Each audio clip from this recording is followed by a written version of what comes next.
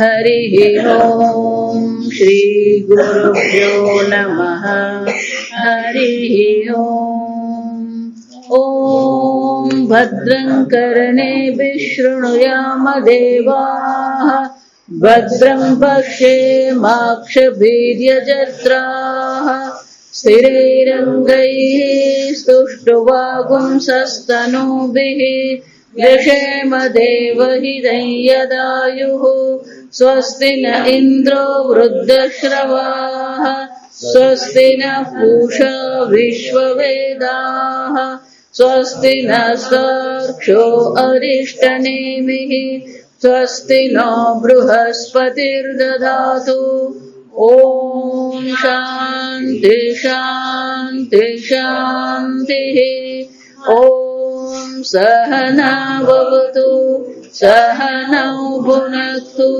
सह वीर्यं करवावहै तेजस्विनावधीतमस्तु मा विद्विषावहै ॐ शान्ति शान्ति शान्तिः सदाशिवसमारम्भाम् शङ्कराचार्यमध्यमाम् अस्मदाचार्यपर्यन्ताम् वन्दे गुरुपरम्पराम् श्रुतिस्मृतिपुराणानाम् आलयम् करुणालयम् नमामि भगवत्पादम् शङ्करम् लोकशङ्करम् शङ्करम् शङ्कराचार्यम् केशवम् बादरायणम् सूत्रभाष्यकृतौ वन्दे भगवन्तौ पुनः पुनः ईश्वरो गुरुरात्मेति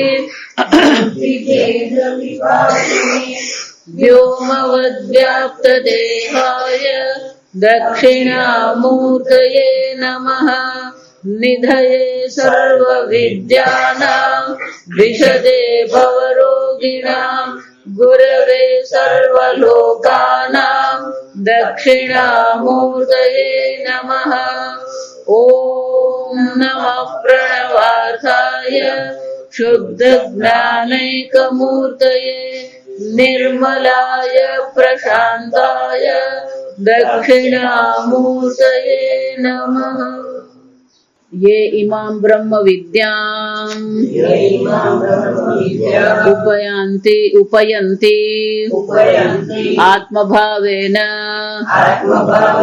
श्रद्धा भक्ति पुरस्सरः सन्तः तेषां गर्भजन्म जरा रोगादि अनर्थपूगं निशातयति परं वा ब्रह्म गमयति अविद्यादि संसार कारणं च अत्यन्तम् अवसादयति विनाशयति इति उपनिषत् उपनिपूर्वस्य सदेहे एवं अर्थस्मरणात् शंकराचार्य जी उपनिषद शब्द આપણને સમજાવે ઉપનિ પૂર્વસ્ય સદેહે કે ઉપનિષદ શબ્દ જે છે એમાં બે ઉપસર્ગ છે ઉપ અને ની અને સદ ધાતુ છે તો કે સદ ધાતુના ત્રણ અર્થ થાય પાણીની મુનિએ દરેક ધાતુના અર્થ આપણને આપ્યા ભૂ સત્તાયામ પહેલી ધાતુ કઈ છે ભૂ સત્તાયામ સત્તાયામ એટલે કે અસ્તિત્વ એ જ રીતે આ સદ ધાતુ છે સદલ રૂ એમની એક વિશેષતા ધાતુ સદ જ છે પેલો અ અને રૂ ત્યાં એમણે જોડી દીધો તો કે એની પાછળ પણ કારણ છે પેલો પચ ધાતુ પછતી આપણે એવું કે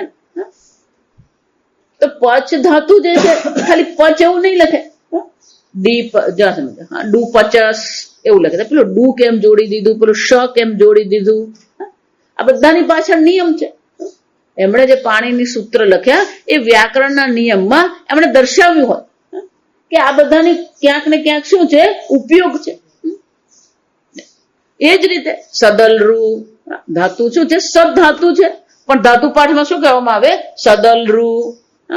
તો કે એના 3 અર્થ છે. સદલરૂ વિસરણ ગતિ અવસાદનમ, એના 3 અર્થ કયા છે, વિસરતી, ગતિ, અવસાદનમ. અને એટલે શંકરાચાર્યજી કહે છે આ ઉપનિષદના 3 અર્થ છે. પહેલો અર્થ આપણે જોયો નિશાતયતી, પહેલો કયો છે, નિશરણમ. શું છે, ગર્ભ, જન્મ, જરા, વ્યાધિ આદિ અનર્થ પૂગમ. આપણા જીવનમાં દુઃખ શું છે, આપણે પેલો જન્મને સુખ માનીએ છીએ. જો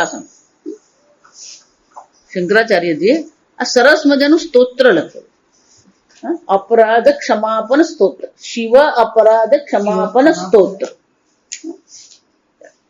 તો કે પહેલા જ શ્લોકમાં દર્શાવે છે કે આ જન્મ એક એવું દુઃખનું કારણ છે. આદૌ કર્મ પ્રસંગાત કલયતિ કલુષામ માતૃકુક્ષો સ્થિતમ મામ. ભગવાન પાસે આપણે અપરાધની ક્ષમા માંગીએ છીએ. ભગવાન આ મનુષ્ય શરીર તમે આપો છો, આ મનુષ્ય શરીર મોક્ષ દ્વાર છે, પણ એ મોક્ષ દ્વારનો ઉપયોગ નથી કરતા અને કંઈક બીજી જગ્યાએ શું કરીએ છીએ એનો. આ કેવું છે, પેલા પપ્પા સર્જન હોય એટલે પપ્પાને પેલું સર્જરી માટે પેલું ચપ્પુ હોય, ઓપરેશન થિયેટરમાં શું હોય, સર્જરી માટે પેલું ચપ્પુ રાખેલું હોય. પછી એનો છોકરો પેલું પેન્સિલ છોલવા ચપ્પુ વાપરે. એમ આપણે શું કરીએ, આ પેન્સિલ જ છોલીએ. આ શરીર મળ્યું છે એના માટે. ભવાબ્ધિમ ના તરે પુમાન, ગીતા ભાગવતમાં ભગવાન શું કહે છે, જે મનુષ્ય આ ભવસાગર પાર કરવાનો પ્રયત્ન કરતો નથી સ આત્મા, એ શું કરી રહ્યો છે, આત્મહત્યા કરી રહ્યો છે. જો આપણા જીવનનું લક્ષ્ય શું છે, આ જન્મ, ગર્ભ, ગર્ભ એટલે ગર્ભધારણ એટલે માતાના કુક્ષમાં રહીએ. પછી ત્યાં કેવું હાલત છે, જો આ વાંચીએ ને શિવ અપરાધ ક્ષમાન સ્તોત્ર, એટલે બીજી વાર જન્મ લેવાનું મન થાય જ નહીં. આ સમજ વર્ણન જ એવું કરે. કેમ કે પેલી માતા જે ખાય, માતાએ કંઈક તીખું ખાઈ લીધું, તળેલું ખાઈ લીધું, તો એ બધું દુઃખ કોને પડવાનું, પેલા ઓડકાર આવવા, મીનમૂત્ર મધ્યે સ્થિતમ. એવું નથી કે ત્યાં પેલી છીપી થતી જ હોય, જો એ બધું ત્યાં છીપી થાય, પછી એ જ મોડું, એ જ પાણી પાછું મોઢામાં જાય, પછી એ જ પાછું નીકળે જ આવે. આવું કેટલો વખત રહેવું પડે. 9 મહિના આપણે માતાને કુક્ષમાં રહ્યા, આવી ગંદકીમાં રહીએ આપણે.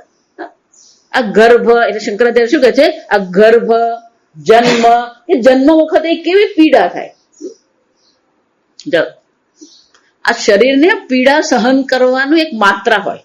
આ સમજ.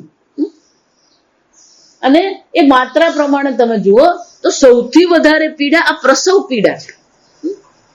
એક સાથે શરીરમાં 8 હાડકાં તૂટે ને એટલું પીડા થાય.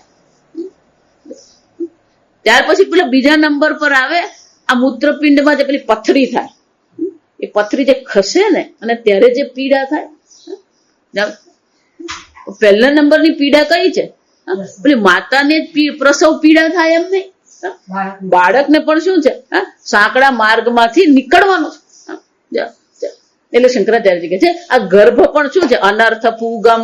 આ પૂગમ એટલે સમૂહ, અનર્થ એટલે શું છે, દુઃખ, ક્લેશ, અનેક પ્રકારનું દુઃખ છે. આ ગર્ભમાં રહેવું એ પણ દુઃખ છે, જન્મ ધારણ કરવો એ દુઃખ જ છે. પછી શું, જરા, રોગ આદિ.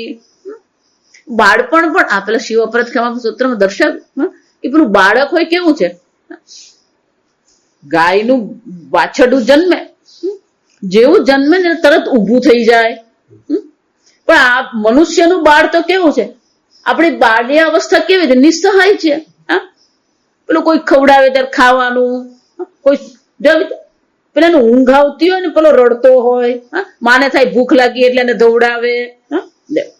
અને જયારે ખરેખર ભૂખ લાગી ત્યારે શું છે, આ સુઈ જા, કે બોલી શકતો નથી. પોતાને શું કરવું છે કે શું થાય છે અભિવ્યક્ત નિસહાય છે. એટલું જ નહીં, પેલું છીપી કર્યું એમાં જો એટલા માટે કહું આજકાલ જે આ બધા શું કહેવાય એને પેલું પહેરાવે બાળકો નેપી ડાયપર પેલું છીપીમાં જ પડી રહે જો આ માં શું માને પેલો ડાયપર અરે પણ પેલો પીમાં પડી રહ્યો જો આ વિચારજો ગંદકીમાં જ પડી રહેવું પડે જો વિચારી કેવી અવસ્થા બાલ્ય અવસ્થાએ કઈ આનંદ નથી અને યુવા અવસ્થાએ કઈ આનંદ નથી આ વિચાર ત્યાં શંકરાચાર્ય બહુ સરસ કે છે કે પેલો એક નાગ જો ડંખ મારી જાય ને તો માણસ કેવો તફડી ઉઠે તો આ તો 5 વિષય રૂપી નાગ મારા મર્મ સ્થાનને શું કરી રહ્યા છે ડંખ સતત મારી રહ્યા છે શબ્દ સ્પર્શ રૂપ રસ ગંધ સતત પેલા વિષયો શું કરે હૃદય પર ડંખ મારી રહ્યા છે અને છતાં આપણે તો શું માને બહુ મજા આવે છે મજા આવે 5મા અધ્યાયમાં આપણે ભણી ગયા ये हि संस्पर्शजा भोगाः दुःखयोनयः एव ते સંસ્પર્શજાः ઇન્દ્રિય અને વિષયોના સ્પર્શથી જન્મેલા જે ભોગ છે એ ખરેખર તો દુઃખની યોની છે આપણને એમ લાગે માતાજી કાલ માખણ ખાધું બહુ મજા આવી ગઈ માતાજી પંજરી બહુ સરસ હતી એટલે આપણે જે દુઃખ છે ને એમાં શું જોઈએ છે સુખ જોઈ રહ્યા છે એટલે શંકરાચાર્યજી કહે છે આ તો આદિ જો જરા અવસ્થા તો પૂછવાનું જ નહીં અંગમ ગલિતમ પલિતમ મુંડમ દશન વિહીનમ જાતમ તુંડમ વૃદ્ધો યાદિ ગૃહીત્વા દંડમ પણ પેલો માણસ ગરડો છે આ ગુજરાતી ભાષા બહુ મજા પેલો વાંદરો ગરડો થાય ને તો ગુલાટ મારવાનું ભૂલે નહીં જાય એમાં માણસ એવો જ છે જા પેલો ગરડો થઈ ગયો આપડા દાંત પડી ગયા મુંડમ પલિતમ એટલે શું થયું છાપડું ધોળું થઈ ગયું તદપિર મુંચતી આશા પિંડ તોય પેલી આશા તો જાય જ નહીં આશા અમર છે એટલે પણ આ જગતમાં સુખ નામની વસ્તુ જ નથી તું ક્યાં શોધી રહ્યો શંકરાચાર્ય કે છે ગર્ભ જન્મ જરા અને રોગનું તો પૂછવાનું જ નહીં ગમે ત્યારે આવીને ઉભો જ રહી જાય રોગ આદિ એટલે પછી બધું ઉમેરી લેવાનું પછી આપણને એમ લાગે આ લગ્ન સુખ છે પેલા લગ્ન કરે ને આઈ લવ યુ પેલા લગ્ન કરે પણ ભેગા બેસે કેટલો વખત જાય પછી એકબીજાની બધી આદતો જયારે બહાર નીકળવા માંડે ને પછી શું છે આઈ લવ યુ ચાલ તું તારી રીતે રહે હું મારી રીતે રહું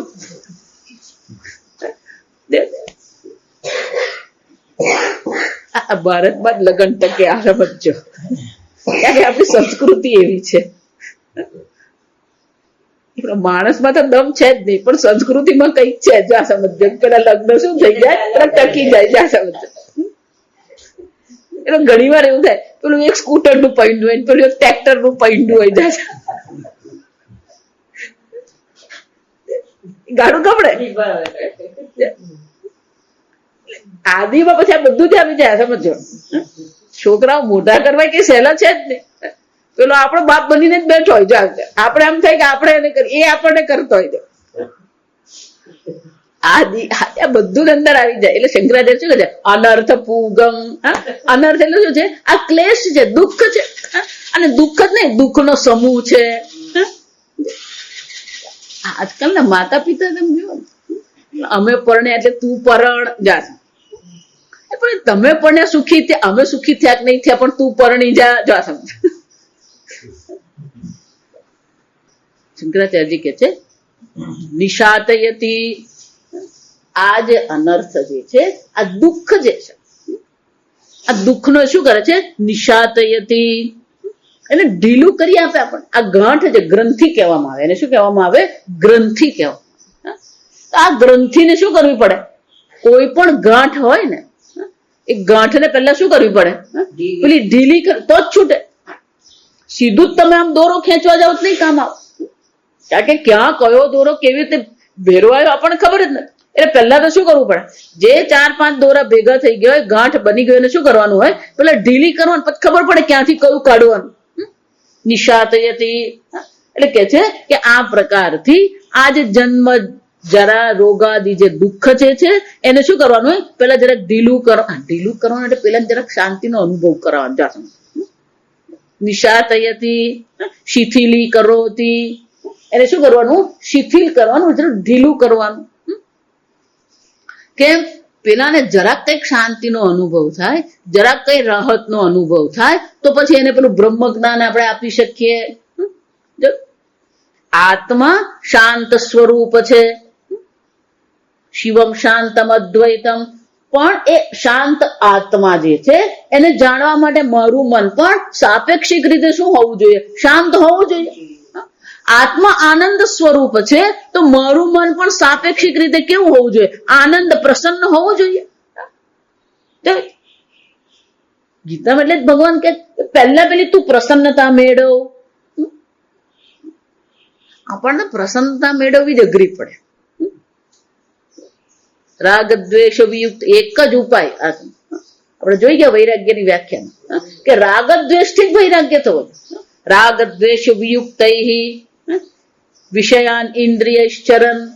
આ રાગ દ્વેષમાં આવીને નહીં, ગીતામાં એટલે ભગવાન કે જ સુખી થવું ને એક જ ઉપાય છે, તયોઃ વશમ ન આગચ્છેત ઇન્દ્રિયાણી ઇન્દ્રિયાર્થેભ્યઃ રાગ દ્વેષો વ્યવસ્થિતો. દરેકની ઇન્દ્રિય ઇન્દ્રિયાણી મનો બુદ્ધિ યસ્ય અધિષ્ઠાન ઉચ્યતે. આ રાગ દ્વેષના ત્રણ અધિષ્ઠાન, ત્રણ સ્થાને આ રાગ દ્વેષ રહે છે, ઇન્દ્રિય, મન અને બુદ્ધિ. આ ત્રણ સ્થાન પર રાગ દ્વેષ રહે છે. ભગવાન કે છે આ રાગ દ્વેષ કેવા છે, વ્યવસ્થિતો. જન્મો જન્મથી આપણે રાગ દ્વેષ એમને માનવાનું, અહીં વલસાડમાં આવીને રાગ દ્વેષ આવે. પૂર્વ જન્મમાં અનેક પ્રકારના એવા સંસ્કાર લઈને આવ્યા છે. એટલે ક્યારેક કોઈકને આમ નવાઈ લાગી કે આને આવું કેમ ભાવે છે, એ પૂર્વ જન્મના શું હોય, એના સંસ્કાર હોય જ. એ શું કે છે, રાગ દ્વેષો વ્યવસ્થિત. આ રાગ અને દ્વેષ જે છે એ વ્યવસ્થિત છે, પણ કરવાનું શું છે, તયોઃ વશમ ન આગચ્છેત. એ રાગ દ્વેષના વશમાં આપણે નહીં થાય. અને એટલે ભગવાન શું કે છે, રાગ દ્વેષ વિયુક્તૈઃ વિષયાન ઇન્દ્રિયશ્ચરન. ઇન્દ્રિયોને વિષયો ભોગવવામાંથી આપણે અટકાવવાનું નથી, પણ શું કરવાનું છે, રાગ દ્વેષને પોતાના વશમાં રાખીને જે આવશ્યક છે, જે યોગ્ય છે એટલું જ આપણે કરીએ. જોઈ ગયા ગીતામાં યુક્તાહાર વિહારસ્ય. આહાર પણ કેવો હોવો જોઈએ, યુક્ત હોવો જોઈએ. જો વધારે પડતું ભોજન કરીએ તો આ હિનસ્તી આપણા શરીરને નુકસાન પહોંચાડે. કનિયાન ઓછું આપણે ભોજન લઈશું તો આપણા શરીર ન અવતી, આપણા શરીરની રક્ષા કરી શકે ને, પોષણ કરી શકે ને.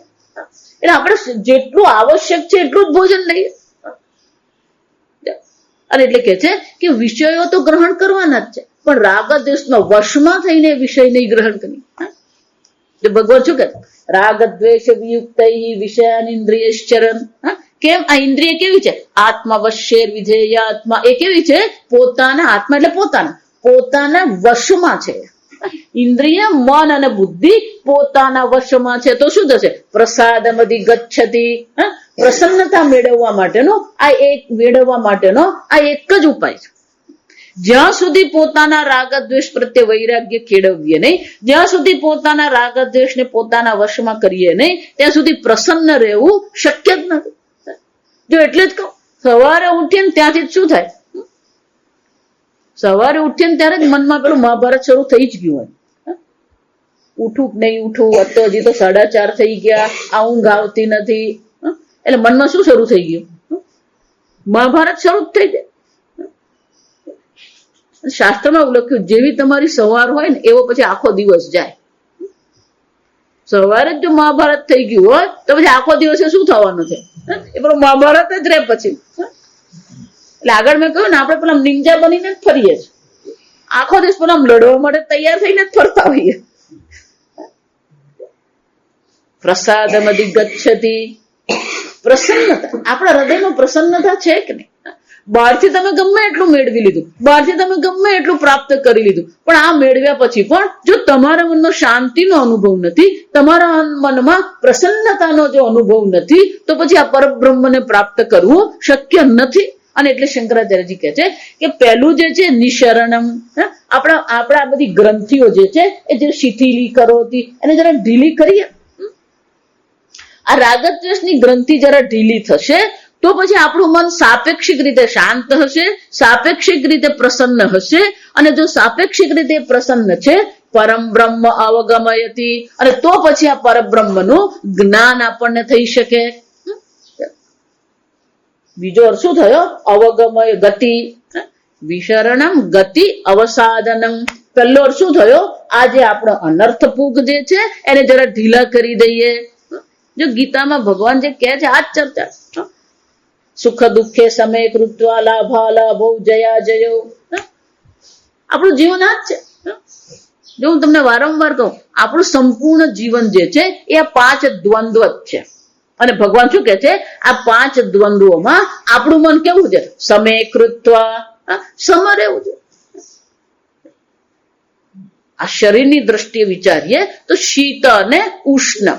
પહેલો દ્વંદ કયો છે? દ્વંદ એટલે જોડી. પહેલી જોડી કઈ છે? શીત અને ઉષ્ણ. આ શરીરની દ્રષ્ટિએ, દેહની દ્રષ્ટિએ શીત અને ઉષ્ણ છે. મનની દ્રષ્ટિએ સુખ અને દુઃખ છે. બુદ્ધિની દ્રષ્ટિએ માન અને અપમાન છે. બુદ્ધિમાં જ માન અપમાન છે. જો સમજો, મનમાં માન અપમાન નથી. અન્ય વસ્તુઓની દ્રષ્ટિએ વિચારીએ તો લાભ અને અલાભ છે. અન્ય વ્યક્તિઓની દ્રષ્ટિએ વિચારીએ તો જય અને પરાજય છે.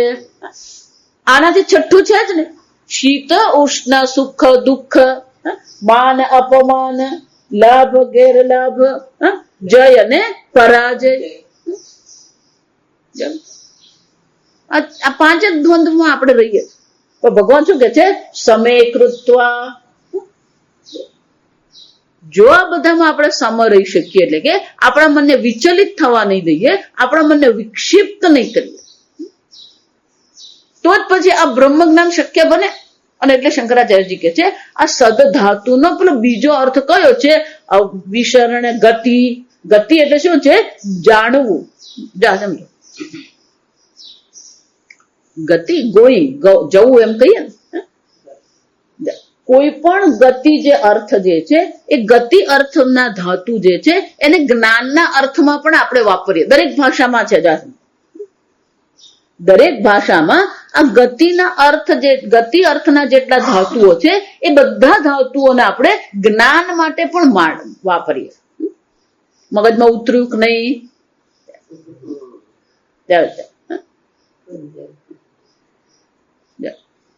સમજવાના અર્થમાં પણ આપણે ઉતર્યું શબ્દ વાપરીએ. એમ ગતિ ગમન જે છે એ પણ શું છે? જ્ઞાનના અર્થમાં વાપરી શકે. જો આ પાણીની મુનિ કહે છે કે ગતિ અર્થના જેટલા ધાતુ છે એને તમે જ્ઞાનના અર્થમાં પણ ઉપયોગ કરી શકો. તો કે અવગમનમ પરમ બ્રહ્મ અવગમયતી, એ પરબ્રહ્મનું આપણે જ્ઞાન કરાવે છે. પહેલા આપણા જે ક્લેશ છે એને ઢીલા કરી આપે, આપણું મન પ્રસન્ન રહે. તો પછી શું થાય? આ પરબ્રહ્મનું જ્ઞાન આપણને પ્રાપ્ત કરાવે. પણ કે પરબ્રહ્મનું જ્ઞાન મને થઈ ગયું તો શું કરે? અવિદ્યાદિ સંસાર કારણમ ચ અત્યંતમ અવસાદયતી. ત્રીજો અર્થ કયો છે? અવસાનમ. વિશરણ ગતિ અવસાદનમ. તો ત્રીજો અર્થ કયો થયો? કે જો બ્રહ્મ જ્ઞાન થયું તો આ બ્રહ્મ જ્ઞાન શું કરશે? અવિદ્યાદિ અજ્ઞાનેન આવૃતમ જ્ઞાન. જો આ પહેલી વસ્તુ આપણા જીવનમાં સ્પષ્ટ રહેવી જોઈએ. જયારે આપણે વેદાંત ભણી રહ્યા છે, ઉપનિષદ ભણી રહ્યા છે, તો આ વસ્તુ આપણા મનમાં સ્પષ્ટ હોવી જોઈએ કે સમસ્યા આપણી અજ્ઞાન છે, અવિદ્યા સમસ્યા છે. પેલું રજ્જુ પડેલું છે પણ દોરડાને બદલે આપણને સાપ દેખાયો તો સાપ સમસ્યા નથી. ભલે વર્તમાનમાં એવું લાગે છે આ સર્પને કારણે ભય છે, સર્પને કારણે દુઃખ છે, અને ભૂલે ચૂકે જો પેલા દોરડા પર પગ પડ્યો અને પેલું કાઠીની દોરડો પગમાં જો વાગ્યું તો આપણને શું લાગે? સાપે ડંખ માર્યો. સર્પ સમસ્યા નથી, રજ્જુને ન ઓળખવું એ સમસ્યા છે. આ રજ્જુ છે એમ જો જ્ઞાન થઈ ગયું તો પેલી સર્પની સમસ્યા શું થવાની? આપોઆપ નિવૃત્ત જ થઈ ગઈ. આમ આ જગતમાં જેટલી પણ આપણને સમસ્યાઓ દેખાઈ રહી છે, કે જેટલા પણ ક્લેશ કે દુઃખ કે શોક દેખાઈ રહ્યા છે, એ બધાનું મૂળ કારણ તો કયું છે? અવિદ્યા છે. અને અવિદ્યાની નિવૃત્તિ વિદ્યાથી જ થઈ શકે, બીજો કોઈ ઉપાય નથી. અને એટલે શંકરાચાર્યજી કહે છે, જયારે આ બ્રહ્મ વિદ્યાની એને પ્રાપ્તિ થાય છે ત્યારે શું થાય છે? અવિદ્યાદિ સંસાર કારણમ. અવિદ્યા છે. શંકરાચાર્યજીને પેલા 3 શબ્દ વાપરતા, આપણે આગળ આવશે ભાષ્યમાં. અવિદ્યા કામ કર્મ. અવિદ્યા છે એટલે કે પોતાને આનંદ સ્વરૂપે ઓળખતો નથી, અને આનંદ સ્વરૂપ ન ઓળખવાને કારણે એ આનંદ શું કરે છે? બહાર શોધી રહ્યો છે. પોતાની અપૂર્ણતાને નિવૃત્ત કરવા માટે એ બહાર કંઈક શોધી રહ્યો છે. એને શું કહેવાય? કામ. ઈચ્છા કરી રહ્યો છે. અને જ્યાં ઈચ્છા છે તો પછી શું થવાનું? કર્મ કરોતી. આમ આપણું સંપૂર્ણ જીવન કયું છે? અવિદ્યા કામ કર્મ. પણ એકવાર અવિદ્યાની નિવૃત્તિ થઈ, પરમ બ્રહ્મ અવગમયતી, પરબ્રહ્મનો વિદ્યાની જ્ઞાનની પ્રાપ્તિ થઈ ગઈ તો શું થશે? અવિદ્યાદિ સંસાર કારણમ અત્યંતમ અવસાદયતી. અત્યંતમ એટલે શું છે? કાયમને માટે. અત્યંતનો અર્થ શું થાય? કાયમને માટે આ અવિદ્યા અને અવિદ્યાને કારણે જે પણ કંઈ જન્મેલું છે એ સર્વનું શું થઈ જાય? નાશ થઈ જાય. જાગીને જોવું તો જગત દિશે નહીં. જે છે ને એની આપણે ચિંતા કરતા નથી, અને જે નથી ને એમાં આપણું જીવન આપણે શું કરતા રહીએ? સમર્પિત કરી દીધું. માતાજી છોકરા મોટા તો કરવાના જ. કોણ ના પાડી તને? માતાજી રસોઈ બનાવવાની, આપણે રસોઈ બનાવવાની જ, બધું જ કરવાનું. કોઈ 24 કલાક બાળકો રાખતા નથી, કોઈ 24 કલાક રસોઈ કરતા નથી. સમય કાઢવો હોય તો પછી બધે સમય મળી જાય. મન હોય ને તો માંડવે જવાય.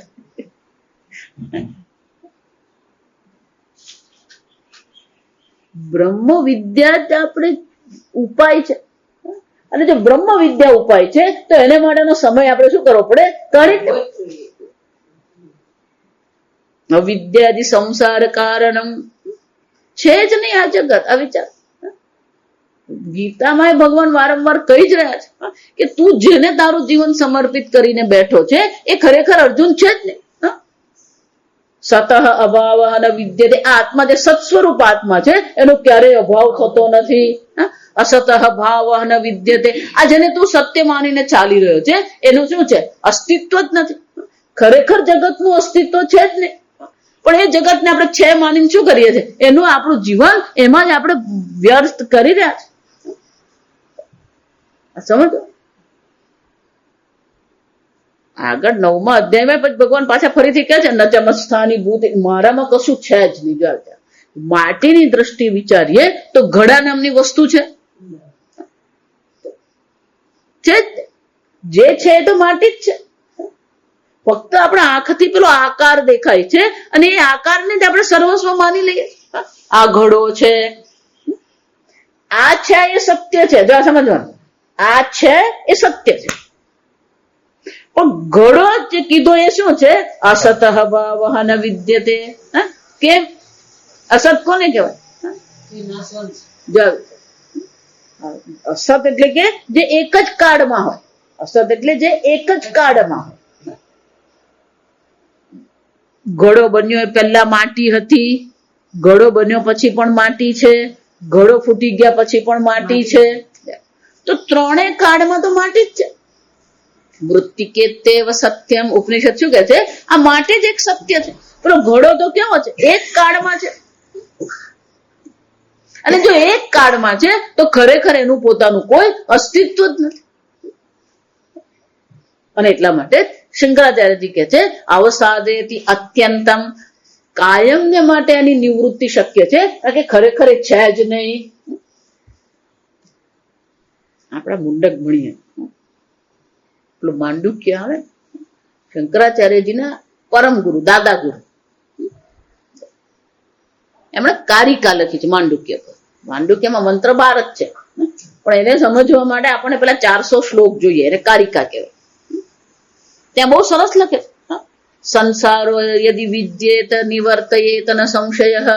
પહેલા તમે પુરવાર કરો આ સંસાર છે, તો પછી અમે એની નિવૃત્તિ કરી આપીશું. પેલો છે જ નહીં, પુરવાર જ નહીં થાય.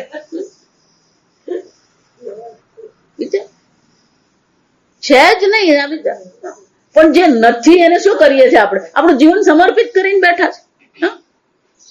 અને એટલે શંકરાચાર્યજી કહે છે જે છે એની નિવૃત્તિ થઈ શકે નહીં, અને જેની નિવૃત્તિ થાય એ ક્યારેય હોય નહીં. આ સંસાર છે જ નહીં એટલે શું છે? અત્યંત અવસાદે છે જ નહીં એટલે શું કરવાનું છે? છે જ નહીં અત્યંત અવસાદ. જ્યાં સુધી પેલી અવિદ્યા દેવી બેઠી છે ત્યાં સુધી જ આ સંસાર છે. એકવાર અવિદ્યાની નિવૃત્તિ થઈ ગઈ પછી સંસાર નામની વસ્તુ છે જ નહીં. અને એટલે શંકરાચાર્યજી કહે છે વિનાશયતી ઇતિ ઉપનિષદ. આ ઉપનિષદ શબ્દનો અર્થ છે ઉપનિષદ ઉપની પૂર્વસ સદેહ એવમ અર્થ સ્મરણાત. અર્થ સ્મરણાત એટલે કે વ્યાકરણની દ્રષ્ટિએ વિચારીએ તો ઉપનિષદ શબ્દનો આ જ અર્થ થાય. પહેલા આપણી હૃદય ગ્રંથિને ઢીલી કરી દે, ઢીલી કરી આપણું મન શાંત પ્રસન્ન થાય, એને બ્રહ્મ જ્ઞાનની પ્રાપ્તિ થાય. જ્યાં બ્રહ્મ જ્ઞાનની પ્રાપ્તિ થાય અવિદ્યાદિ સર્વ સંસાર કારણની નિવૃત્તિ થઈ જાય. આમ આ ઉપનિષદ જે છે એ ઉપનિષદ શાના માટે છે? મોક્ષ પ્રાપ્તિ માટે છે, સંસારની આત્યંતિક નિવૃત્તિ માટે ઉપનિષદ. કેમ? કારણ કે આપણા દુઃખનું કારણ જ આ સંસાર છે. આપણા દુઃખનું કારણ જ અવિદ્યા છે. જ્યાં સુધી અવિદ્યા છે, આગળ આપણે જોઈએ અહીંયા જ બધા મંત્રો આવશે. પેલો બેઠો છે અવિદ્યામાં અને છતાં પોતાને શું માને છે? મારા જેવો ધીર વીર કોણ, હું તો બહુ હોશિયાર. માણસને છે ને 2 પુસ્તકોનું જ્ઞાન થઈ જાય ને એટલે એના મનમાં તો શું આવી જાય? તને આવડે છે, વાત સાચી છે, પણ એમાં અહંકાર કરવાની કઈ જરૂર નથી. અને એમાં 5 જણા જો વખાણ કરે એટલે પેલો તો આકાશમાં જ ઉડતો હોય. 5-25 વખાણ કરી લીધા, 5-25 તમારા વખાણ કરે એટલે તો પછી શું થવા માંડે એને? 2 વસ્તુ છે. વિદ્યાની દ્રષ્ટિએ 2 વાત છે, સમજ. પહેલું, કોઈ પોતાની રીતે ક્યારેય કોઈ વિદ્યા પ્રાપ્ત કરી શકે નહીં. એનો અર્થ શું થયો? આપણા માતા પિતા, આપણા શિક્ષકો, આપણા ગુરુએ આપણને શું કર્યું છે? આ જ્ઞાન આપ્યું છે. એટલે આપણું જ્ઞાન તો છે જ નહીં, ઉધાર જ કહેવાય. જો આવે આપણું પોતાનું તો છે જ નહીં. કોકે આપણને આ જ્ઞાન પ્રદાન કર્યું છે, તો કોઈકે આપેલા જ્ઞાનમાં મારે અભિમાન નહીં કરવાનું હોય. બીજું કે ગમે એટલું આપણે જ્ઞાન, અહીંયા આવશે ઉપનિષદમાં, ગમે એટલું તમે જ્ઞાન પ્રાપ્ત કરો પણ ક્યારે તમે એવું કહી શકો મને બધું જ ખબર છે? ધારો કે કોઈ હાર્ટ સર્જન છે, હૃદયનું શું કરે છે? એ ઓપરેશન કરવા વાળો છે, અને અત્યાર સુધીમાં એને અનેક હાર્ટ સર્જરી કરી લીધી. એને પણ જઈને એમ પૂછે કે હાર્ટ સર્જરીનું બધું જ તને ખબર છે? તો શું કહેશે? કહી શકે? ભલે ને એને 1000 ઓપરેશન કર્યા હોય છતાં પણ એ શું કહી શકે? મને બધું જ ખબર છે એવું કહી શકે નહીં.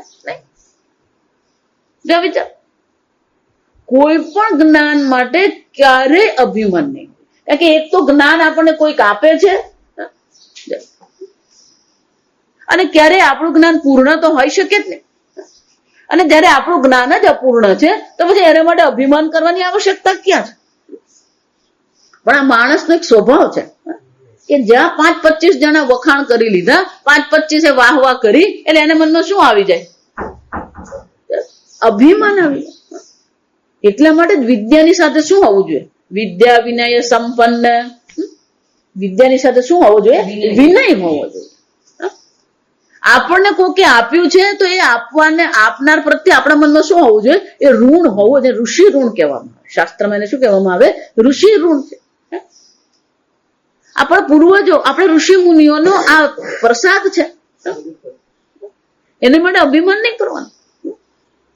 વિદ્યા વિનય સંપન્ન. વિદ્યાની સાથે શું હોવું જોઈએ? વિનય હોવો.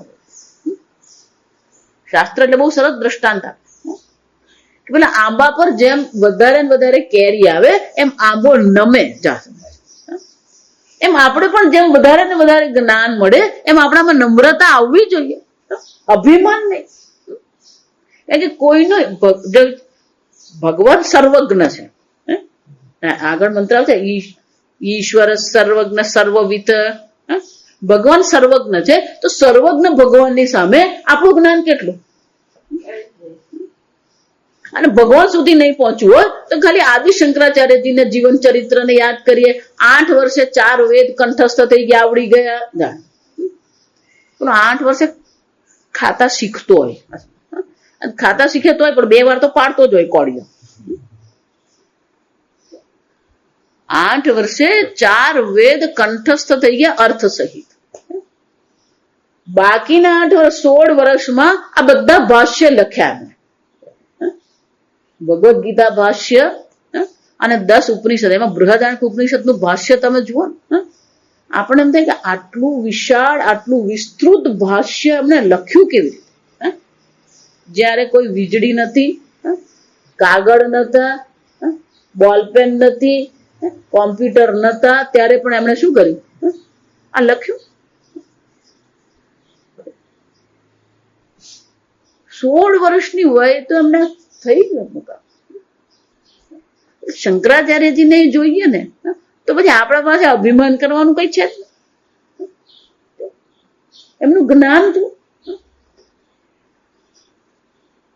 હંમેશા, એટલે આપણને થોડું જ્ઞાન મળી જાય. જ્ઞાન ઈશ્વરની કૃપાથી પ્રાપ્ત થાય. ઈશ્વરની કૃપા વિના આ બ્રહ્મ જ્ઞાન તો શક્ય જ નથી. અને જો ઈશ્વરની કૃપાથી મને પ્રાપ્ત થયું હોય તો પછી એમાં અભિમાન શું કરવાનું? ઈશ્વરની કૃપાથી પ્રાપ્ત થયું, મારે અભિમાન કરવાનું કઈ છે જ નહીં. સમજો? આમ આ બ્રહ્મ વિદ્યાથી શંકરાચાર્યજી કહે છે અર્થ સ્મરણા. જો આ બધી વાત કરી દી. પહેલો તો સંપ્રદાય છે, અને ગુરુ પ્રસાદ છે, ઈશ્વર અનુગ્રહ છે. એટલા માટે શું કીધું? શ્રદ્ધા ભક્તિ પુરસ્સરાહ. એ શ્રદ્ધા હોવી જોઈએ, એ ભક્તિ હોવી જોઈએ આપણે, તો આ બ્રહ્મ જ્ઞાન પ્રાપ્ત થાય. શંકરાચાર્યજી ગીતામાં બહુ સરસ કહે છે કે મોક્ષ પણ ઈશ્વર કૃપા છે. ઈશ્વરના અનુગ્રહ વિના મોક્ષ પણ નહીં મળે. કેમ? કારણ કે કર્મફળ દાતા ઈશ્વર છે. કર્મ આપણે કરીએ, જો વિચાર, પણ કર્મફળ દાતા તો કોણ છે? ઈશ્વર છે. ઈશ્વરના અનુગ્રહ વિના કશું શક્ય નથી. કેનોપનિષદમાં આપણે ભણી ગયા, ઈશ્વરના અનુગ્રહથી આપણે જોઈ રહ્યા છે, ઈશ્વરના અનુગ્રહથી આપણે શ્રવણ કરી રહ્યા છે, ઈશ્વરના અનુગ્રહ કારણે આપણે વિચાર કરી રહ્યા છે. આપણું સંપૂર્ણ જીવન ઈશ્વરનો અનુગ્રહ છે. 3 જ વસ્તુ યાદ રાખવાની. ઈશ્વરનો અનુગ્રહ યાદ રાખવો હોય 3 જ વાત યાદ રાખવાની. આપણે શ્વાસ લેતા નથી, શ્વાસ ચાલી રહ્યા છે. ઘરમાં પેલું પાણી ભરવું ને તો પેલો પંપની જરૂર પડે. પંપને પેલો પ્લગ કરેલો હોય અને પછી પંપથી આપણે શું કરીએ? પાણી ભરીએ. એમ આપણું આ હૃદય પણ શું છે? પંપ છે. લબ ડબ આ હૃદય ચાલી રહ્યું છે. કોઈ જગ્યાએ એનો પ્લગ લગાવેલો નથી. આ સમજ. અને ત્રીજું, ભોજન આપણે કરીએ છીએ, પચાવે છે ભગવાન. અહમ વૈશ્વાનરો ભૂત્વા પ્રાણીનામ દેહમાશ્રિતઃ પચામિ અન્નમ. શ્વાસ ભગવાન લઈ રહ્યો છે, હૃદય ભગવાન ચલવી રહ્યો છે. આપણે જે ભોજન કરીએ એ પાચન ભગવાન કરી રહ્યો છે. તો આપણે કરીએ જ શું? આપણું સંપૂર્ણ જીવન ઈશ્વરનો અનુગ્રહ છે. સંપૂર્ણ જીવન જ જો ઈશ્વરનો અનુગ્રહ હોય તો પછી બ્રહ્મ વિદ્યા તો પ્રશ્ન જ ક્યાં છે? અને એટલે શંકરાચાર્યજી કહે છે અર્થ સ્મરણાદ એટલે કે હું મારી રીતે આવો કોઈ અર્થ આપતો નથી. અર્થ સ્મરણાદ એટલે કે આ શાસ્ત્રની પરંપરા પ્રમાણે, આ વ્યાકરણ પ્રમાણે ઉપનિષદ શબ્દનો અર્થ આટલો જ થાય. પણ એ ઈશ્વરના અનુગ્રહથી જ આપણને આ ઉપનિષદની પ્રાપ્તિ થઈ શકે, ગુરુની પ્રાપ્તિ થઈ શકે, બ્રહ્મ વિદ્યાની પ્રાપ્તિ થઈ શકે. આમ શંકરાચાર્યજીએ બહુ સરસ મજાના ભાષ્ય દ્વારા આપણને સમજાવ્યું કે આ મુંડક ઉપનિષદ કયા પ્રકારની ચર્ચા કરે. એવો પહેલો મંત્ર આપણે પહેલા પાઠ કરીએ. ઓમ બ્રહ્મા દેવાનામ પ્રથમ સ્તંભ ભૂવ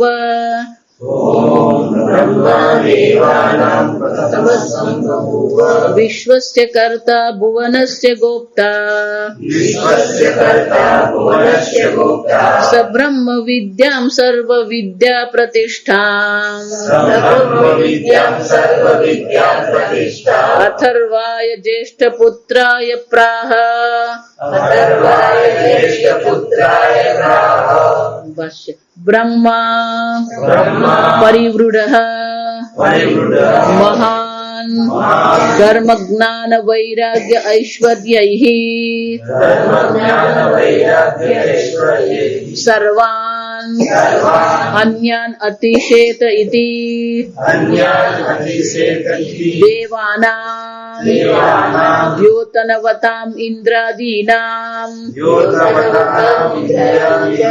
દ્યોતનવતામ ઇન્દ્રાદીનામ પ્રથમઃ ગુણૈઃ પ્રધાનઃ સન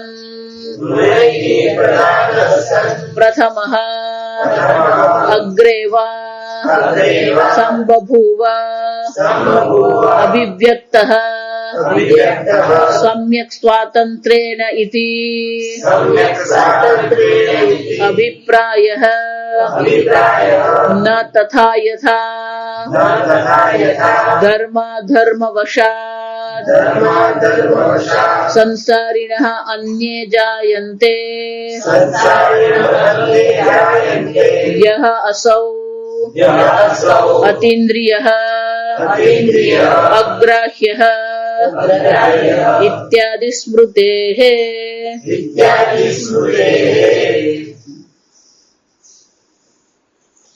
ओम ओम એટલે કે ભગવાનનું નામ પ્રણવઃ તસ્ય વાચકઃ આ ઓમ એ પરમાત્માનું નામ છે કોઈ પણ આરંભ કરીએ એ આરંભમાં શુભારંભ હોવો જોઈએ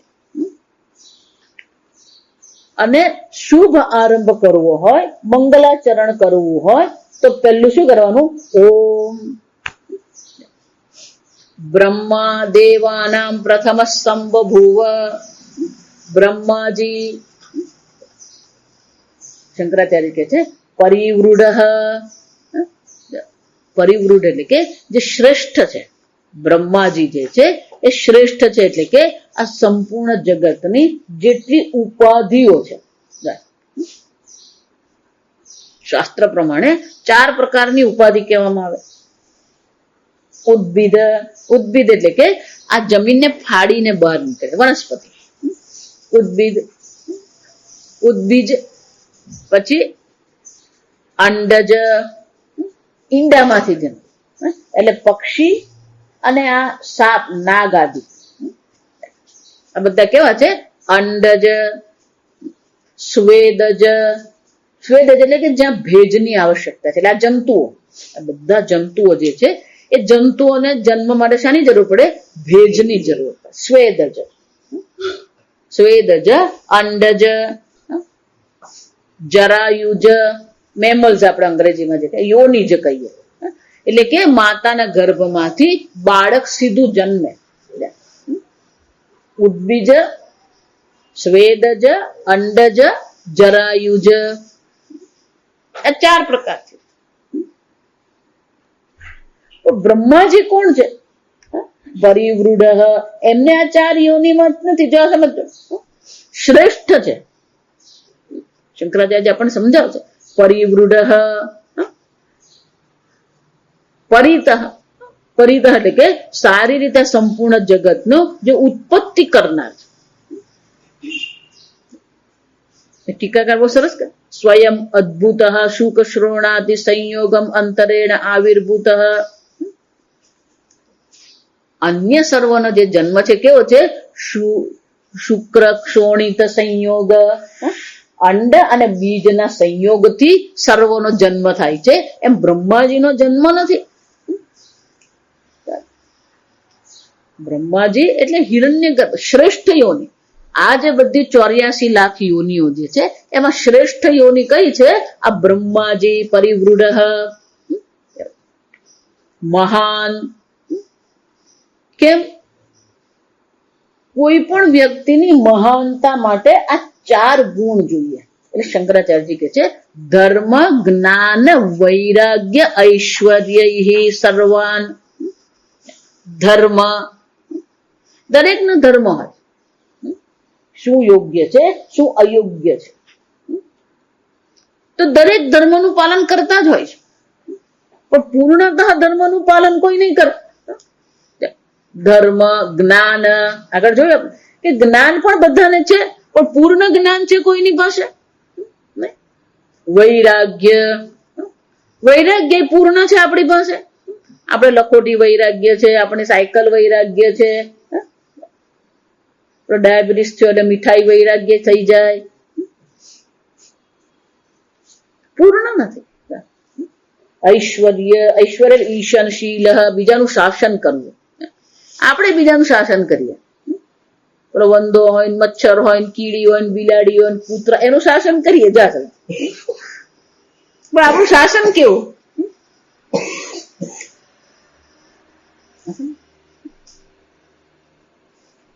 આપણામાં પણ છે ધર્મ જ્ઞાન વૈરાગ્ય ઐશ્વર્ય, પણ એ કેવા છે? અલ્પ પ્રમાણમાં. કેવા છે? અલ્પ પ્રમાણમાં. પણ જેનામાં આ 4 જે છે કેવા છે? અન્ય અતિશેત, અન્ય સર્વ કરતા કેવું છે? અતિશેત, એટલે કે પૂર્ણ પ્રમાણમાં. જ્યાં પૂર્ણ ધર્મ છે, જ્યાં પૂર્ણ જ્ઞાન છે. ઘટસ્ય કરતા ઘટજ્ઞ, જે ઘડો બનાવે એને ઘડા બનાવવાનું શું હોવું જોઈએ? જ્ઞાન હોવું જોઈએ. તો બ્રહ્માજી કોણ છે? સૃષ્ટિ કરતા. જો સૃષ્ટિ કરતા છે, આ સર્જન કરનાર છે, તો ઘટસ્ય કરતા ઘટજ્ઞ, તો સર્વસ્ય કરતા કોણ છે? સર્વજ્ઞ. જ્ઞાન પણ પૂર્ણ છે, ધર્મ પણ પૂર્ણ છે, વૈરાગ્ય પણ કેવો છે? પૂર્ણ છે, અને ઐશ્વર્ય પણ કેવું છે? પૂર્ણ છે. અને એટલે શંકરાચાર્યજી કહે છે જ્ઞાનમ અપ્રતિમમ યસ્ય વૈરાગ્યમ ચ જગતપતેઃ ઐશ્વર્યમ ચૈવ ધર્મશ્ચ સહસિદ્ધમ ચતુષ્ટ્યમ ઇતિ સ્મરણાદ. સ્મૃતિમાં કહેવામાં આવ્યું છે કે આ 4 જેનામાં પૂર્ણ રીતે હોય એને જગતપતિ કહેવામાં આવે, અથવા તો આ સંપૂર્ણ જગતના સૃષ્ટિ કરતા કહેવામાં. અને એટલે શંકરાચાર્યજી કહે છે આ બ્રહ્માજી જે છે તે કેવા છે? પરિવૃઢ, મહાન, શ્રેષ્ઠ છે. બ્રહ્માજી શું છે? ઉપાધિની દ્રષ્ટિએ, જ્ઞાનની દ્રષ્ટિએ શ્રેષ્ઠ છે, ઉપાધિની દ્રષ્ટિએ પણ, પહેલું મેં સમજાવ્યું એમ, ઉપાધિની દ્રષ્ટિએ પણ કેવા છે? શ્રેષ્ઠ છે. ધર્મ જ્ઞાન વૈરાગ્ય અને ઐશ્વર્યની દ્રષ્ટિએ પણ કેવા છે? એ શ્રેષ્ઠ છે. પણ એ કોણ છે? દેવાનામ પ્રથમ સંબભૂવ. આ દેવતાઓમાં પહેલો જન્મ કોનો થયો? બ્રહ્માજીનો. પહેલા બ્રહ્માજીનો જન્મ થયો, પછી ઇન્દ્રાદિ દેવતાઓનો જન્મ થયો. તો દેવતા કોને કહેવામાં આવે? દ્યોતનવતામ ઇન્દ્રાદીનામ. દ્યોતનવતામ એટલે કે જે સ્વપ્રકાશ છે, સ્વતંત્ર. એવા જે દેવતાઓ જે છે એ દેવતાઓમાં પ્રથમ, એટલે મેં કહ્યું એમ શંકરાચાર્યજી કહે છે ગુણની દ્રષ્ટિએ પણ પ્રધાન છે. ગુણૈ પ્રધાન શ્રેષ્ઠ, ગુણની દ્રષ્ટિએ પણ એ શ્રેષ્ઠ છે. અથવા સન પ્રથમ અગ્રેવા સંબભૂ, અથવા તો પહેલો જન્મ એમનો થયો. આમ પ્રથમ કઈ દ્રષ્ટિએ છે? ગુણની દ્રષ્ટિએ પણ પ્રથમ છે, ઉપાધિની દ્રષ્ટિએ પણ પ્રથમ છે, અને જન્મની દ્રષ્ટિએ પણ કોણ છે? એ પ્રથમ છે. અને એટલે કે છે બ્રહ્મા દેવાનામ પ્રથમ સંબભૂવ, સંબભૂવ અભિવ્યક્ત સમ્યક સ્વાતંત્રેણ ઇતિ અભિપ્રાય. આ બ્રહ્માજીનો જે ધર્મ છે કેવો છે? અરે જન્મ જે છે સ્વાતંત્રેણ, સ્વતંત્ર છે. કેમ? ન તથા યથા ધર્મા ધર્મ વશાત સંસારીણ અન્ય જાયંતે. આ અન્ય જે સંસારીઓ જે છે, અન્ય જે યોનિઓમાં જન્મ થઈ રહ્યો છે, એ બધો જન્મ કોને કારણે છે? ધર્મ અધર્મ વશાત. પોતાના પૂર્વ જન્મના જે કર્મ જે છે, પાપ પુણ્ય છે, એને આધારે એને જન્મ પ્રાપ્ત થઈ રહ્યો છે. એવો બ્રહ્માજીનો જન્મ નથી. અને એટલા માટે કેવા છે? પ્રથમ શ્રેષ્ઠ. અન્ય સર્વને તો કેવું છે, ધર્મ અને અધર્મના વશમાં રહીને એનો જન્મ થઈ ગયો. પણ બ્રહ્માજી ધર્મ અને અધર્મના વશમાં છે નહીં. સ્વાતંત્રેણ, ધર્મ અને અધર્મથી પર છે. એ ધર્મ અને અધર્મના વશમાં નથી. જો ભગવદ્ ગીતામાં ભગવાન એ જ કહે છે કે હું અવતાર તો ધારણ કરું છું, પણ મારો જે મેં અવતાર ધારણ કર્યો એ અવતાર ધારણ કરવા માટે મારે પૂર્વજન્મના પાપ પુણ્યને જોવાનો નથી. સ્વાતંત્રેણ, સ્વતંત્ર. ઈશ્વર તો એક જ છે, આ સમજવાનું. પણ એક જ ઈશ્વરના 3 નામ પડી ગયા. જેમ તમે એક જ છો. માતા પિતાની દ્રષ્ટિએ પુત્ર કે પુત્રી કહેવાય, પુત્ર કે પુત્રીની દ્રષ્ટિએ માતા કે પિતા કહેવાય, પતિ કે પત્નીની દ્રષ્ટિએ પતિ કે પત્ની બને. તો આપણો વ્યક્તિ એક જ છે, પણ શું થાય, સંબંધની દ્રષ્ટિએ પેલા અનેક નામ પડે. એમ ઈશ્વર તો એક જ છે, પણ એ જ ઈશ્વર જયારે સર્જન કરે ત્યારે એનું નામ શું પડ્યું, બ્રહ્માજી. એ જ ઈશ્વર જયારે સ્થિતિ કરે શું નામ પડ્યું, વિષ્ણુ. એ જ ઈશ્વર જયારે સંહાર કરે તો શું કહેવામાં આવે, રુદ્ર. આમ આ બ્રહ્માજી એટલે ઈશ્વર જ છે, સૃષ્ટિકર્તા. અને સૃષ્ટિકર્તા જે ઈશ્વર બ્રહ્માજી છે એને કોઈ ધર્મ ને અધર્મ નથી. અધર્મ ધર્મના વશમાં થવાની એને જરૂર પડતી નથી. અને એટલે શંકરાચાર્યજી કહે છે સમ્યક સ્વાતંત્રેણ ઇતિ અભિપ્રાય સંબભૂવ અભિવ્યક્ત. એમનો જન્મ થયો એમ ભલે શબ્દ આપણે વાપરીએ તો શંકરાચાર્યજી સંબભૂ એટલે કે જન્મ થયો એને બદલે શબ્દ કયો વાપરે છે, અભિવ્યક્ત. ઈશ્વર તો છે જ, પણ હવે શું છે, બ્રહ્માજી રૂપે ઈશ્વર અભિવ્યક્ત થયા. કૃષ્ણ રૂપે ભગવાન અભિવ્યક્ત. જન્મ નથી થયો. જન્મ તો કોનો થાય, પહેલા ન હતો અને પછી એનો જન્મ થયો. તો ભગવાનનો જન્મ છે ને, ફક્ત શું છે, અવ્યક્ત હતા એને બદલે હવે અભિવ્યક્ત થઈ ગયા. અને એટલે કે છે એ સ્વતંત્રપણે ધર્મ અને અધર્મના વશમાં થયા વિના જરૂર પડી ત્યારે પોતાને બ્રહ્માજી રૂપે ઈશ્વર અભિવ્યક્ત કરે છે. એટલે વ્યાકરણની દ્રષ્ટિએ, ભાષાની દ્રષ્ટિએ આપણે સંબભૂવ શબ્દ વાપરવો પડે, પણ એને શાબ્દિક અર્થ લેવાની જરૂર નથી. નહીં તો પછી જો એટલા માટે જે લોકો આ શાસ્ત્ર સમજતા નથી એ બધા પછી શું કરતા રહે છે, ઈશ્વરની જ્યારે પણ આપણે ચર્ચા કરીએ, કૃષ્ણની જ્યારે પણ ચર્ચા કરીએ, પેલા એના શાબ્દિક અર્થ લઈને પછી શું કરતા હોય, ટીકા કરે. આ ભગવાનનો જન્મ તો થયો જ ને. એટલે ભગવાન ગીતામાં કહે છે અજોપી સન્ન વ્યયાત્મા ભૂતાનામ ઈશ્વરોપી સન્ન. હું તો કોણ છું, આ સર્વભૂતોનો ઈશ્વર છું.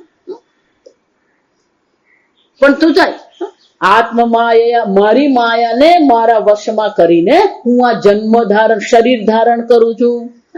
અન્ય સર્વ જયારે શરીર ધારણ કરે છે તો પૂર્વ જન્મના પાપ પુણ્ય છે, પણ ભગવાન જયારે શરીર ધારણ કરે એ બ્રહ્માજી બને કે વિષ્ણુ બને કે કૃષ્ણ બને તો એમને શું છે, ધર્મ કે અધર્મના વશમાં એટલે કે માયાના વશમાં થવાની જરૂર નથી. અને એટલે શંકરાચાર્યજી કહે છે જેવી રીતે અન્ય યોનિઓ જે ધારણ થઈ રહી છે એવા પ્રકારથી આ નથી.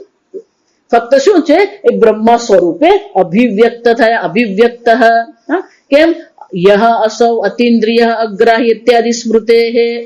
કારણ કે સ્મૃતિમાં આપણને દર્શાવી દીધું કે ઈશ્વર કોણ છે, ઈશ્વરનું સ્વરૂપ શું છે. યહ અસૌ અતિન્દ્રિય, એ ઇન્દ્રિયોનો વિષય બની શકે એમ છે જ નહીં. અગ્રાહ્ય, કર્મેન્દ્રિયો દ્વારા એને ગ્રહણ કરી શકાય એમ નથી. સૂક્ષ્મ અવ્યક્ત સનાતન, એ સૂક્ષ્મ છે, અવ્યક્ત છે, સનાતન છે. સર્વભૂતમય, એક શરીર એ ભગવાનનું શરીર નથી. સંપૂર્ણ વિશ્વ સર્વભૂતમય, સંપૂર્ણ વિશ્વ એ ભગવાનનું વિરાટ સ્વરૂપ છે. સર્વભૂતમય અચિંત્ય સહ એષ સ્વયં. આમ એ સ્વયં ઈશ્વર છે અને ઈશ્વર સ્વયં અભિવ્યક્ત થાય છે. આમ ઈશ્વર બ્રહ્માજી સ્વરૂપે અભિવ્યક્ત થયા. ઓમ બ્રહ્મા દેવાનામ પ્રથમ સંબભૂવ. પણ આ બ્રહ્માજી છે કોણ, વિશ્વસ્ય કર્તા ભુવનસ્ય ગોપ્તા. સંપૂર્ણ વિશ્વના એક કર્તા છે. કર્તા એટલે કે ઉત્પત્તિ કરતા. કોઈ પણ સર્જન હોય એમાં 3 વસ્તુ, ઉત્પત્તિ, સ્થિતિ, સંહાર. સૃષ્ટિ, સ્થિતિ અને સંહાર. મનુષ્યની મુશ્કેલી એ છે એ ઉત્પન્ન તો કરે, પણ સ્થિતિ કેમ કરવી ને એ જરાક અઘરું પડી જાય.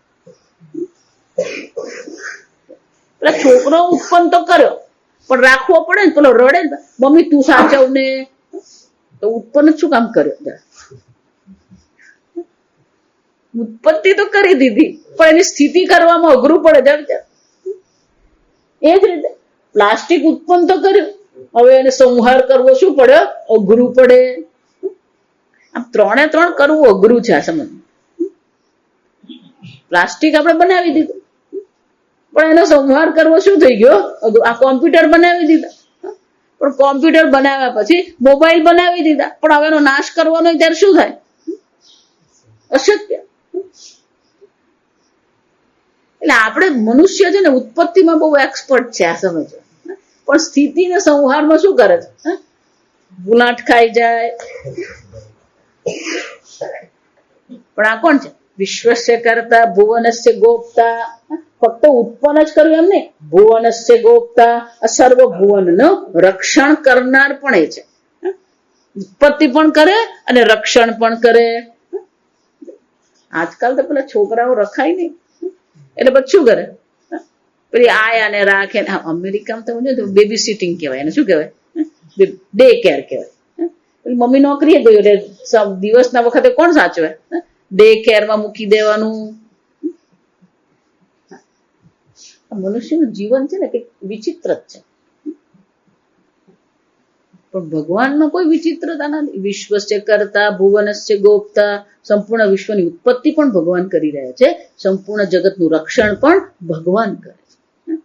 અને જગતનું રક્ષણ કરવું હોય તો સંહાર પણ કરવો પડે. જો આ સમજો બરાબર, રક્ષણમાં સંહાર આવી જ જાય. આ જગતનું રક્ષણ કરવું હોય તો સાથે સાથે શું હોવું જોઈએ?